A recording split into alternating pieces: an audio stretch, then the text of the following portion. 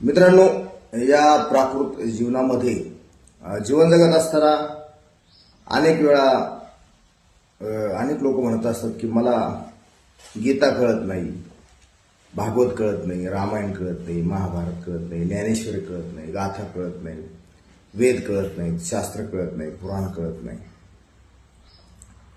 त्यांना का कळत नाही? तर ते अज्ञानाने मोहित झालेले आहेत.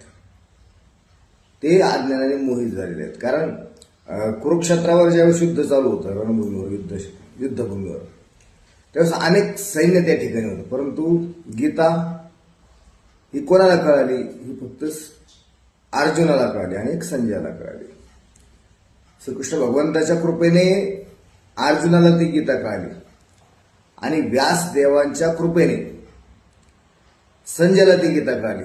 म्हणजे एवढी सेना असताना सुद्धा त्या ठिकाणी फक्त दोघांनाच गीता कळाली. कारण जे दुसरे होते ते अज्ञानाने मोहित झालेले होते आणि अर्जुनावर आणि संजयावर व्यासदेवाची कृपा झालेली होती आणि अर्जुनावर श्रीकृष्ण भगवंताची कृपा झालेली होती. म्हणून या दोघांनाच गीता कळाली. तशी आपल्याला जर गीता कळायची असेल, ज्ञानेश्वर कळायची असेल, शास्त्र कळायचे असतील, गाथा कळायची असेल, भागवत कळायचं असेल, महाभारत कळायचं असेल, तर आपल्याला कृपा व्हावा लागते. ज्यावेळेस भगवंताची आपल्याला कृपा होईल त्यावेळेसच आपल्याला ती गीता, गाथा, ज्ञानेश्वर कळेल.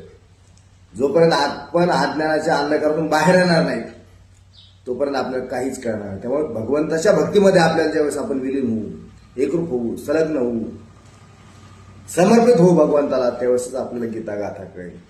जसे व्यासदेवाच्या कृपेने संजयाला गीता कळाली आणि अर्जुनाला भगवंताच्या कृपेने गीता कळाली, तशी आपल्याला आपल्यावर कृपा व्हावी लागेल. भगवंताची ज्यावेळेस आपल्याला कृपा होईल त्यावेळेस आपल्याला सर्व या गोष्टी उलगडल्या जातील. त्याशिवाय आपल्याला काही उलगडणार नाही.